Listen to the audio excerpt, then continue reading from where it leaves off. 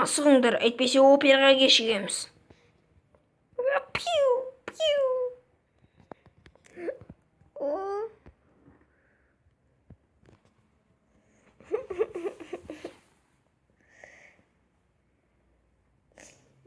Енді мен өзімнің қорқынышымнан да асып түсемін. Тоқ.